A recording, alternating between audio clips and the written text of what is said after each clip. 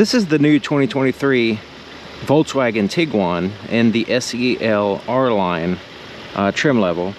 And so this one has, this is basically the exact same vehicle that I did a complete overview on the 2022 version. They upgraded and refreshed this model in 2022.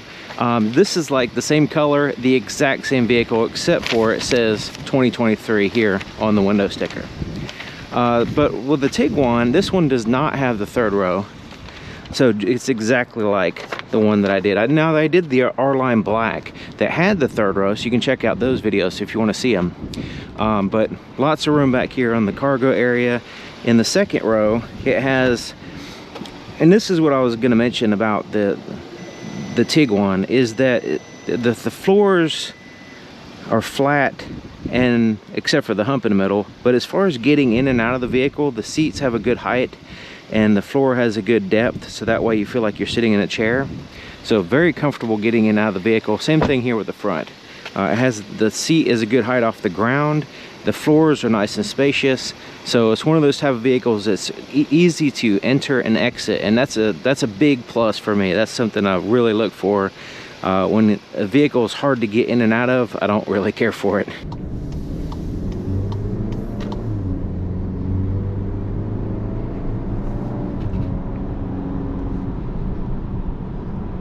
Now, I don't know if I've mentioned this in the previous test drive videos, but it's one of those type of vehicles that's extremely easy to drive. It has good visibility. You can zip around through parking lots easy. It has that electronic steering, so very easy to turn the steering wheel. The acceleration is decent. You can kind of creep around slow, or you can accelerate fast, and you have, you know, good smooth braking system as well. Now, it does have a relatively stiff suspension. It's not like a boaty, you know, vehicle or anything like that. So that's something to consider. It's for the size and weight of the vehicle, that's basically to be expected. So right up here is the highway that I'm going to get on. There's a lot of construction going on lately. Bumpy roads and all that stuff.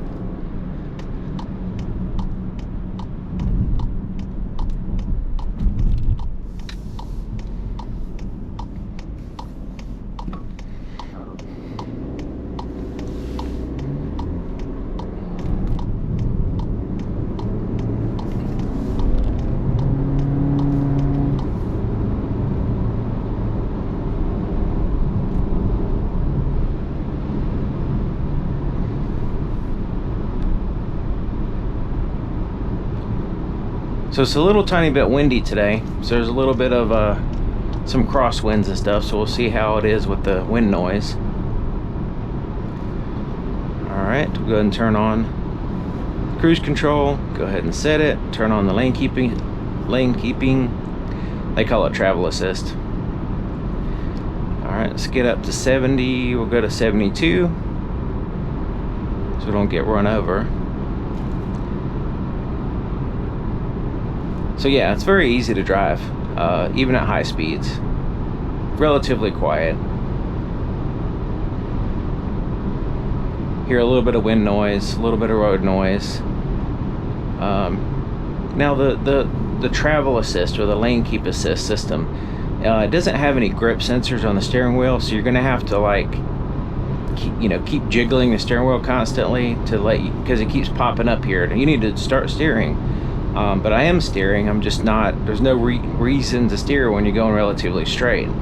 So it's going to pop up sometimes saying you need to take over steering, and then I have to jiggle the steering wheel, and it does that quite a lot. So there's no way to turn that off unless you turn that steering assist system off. But then it kind of defeats the purpose of having the system to begin with. So that's a little bit of annoying, and this may be just the way I drive. You know, I'm not very aggressive with the steering wheel. I'm just kind of cruising along. I don't really, sometimes I just kind of like hold the steering wheel like this or whatever. So yeah, it might be just the way I'm driving.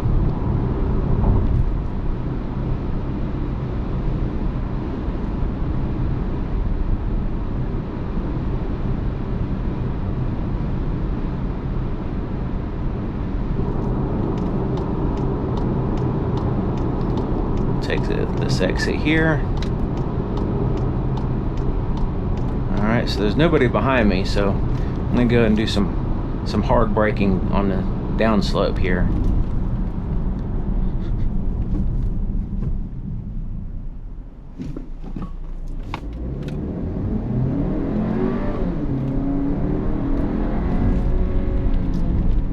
Hard acceleration too, might as well.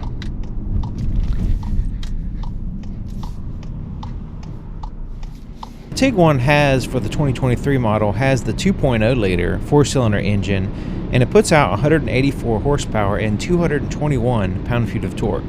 Now it's paired to a traditional 8-speed automatic transmission, unlike many of the rivals which have a CVT, continuously variable transmission, which has a completely different driving experience with the CVT system. So if you're into the traditional automatic transmissions, this one has the 8-speed, which works fantastic.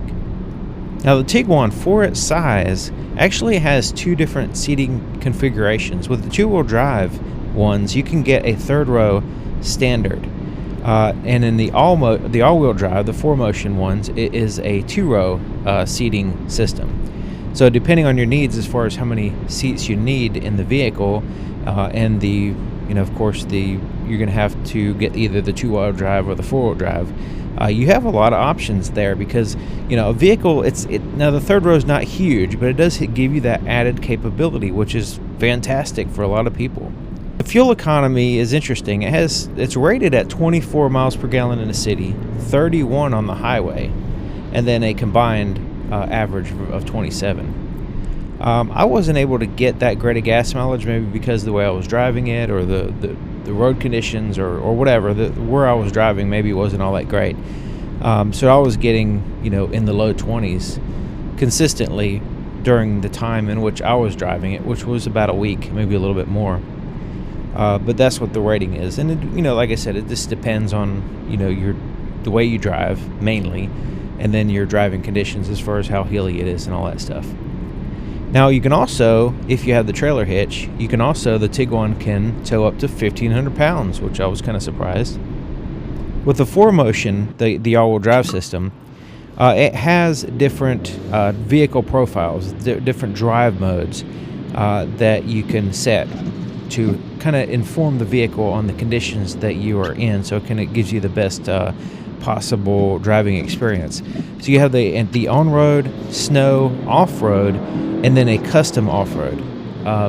So that way you can customize the one that you want depending on your particular off-road experience. But yeah, that's really handy, and once again, it just informs the vehicle on basically what to expect and how to interact with the road the surface that you're on, which is great.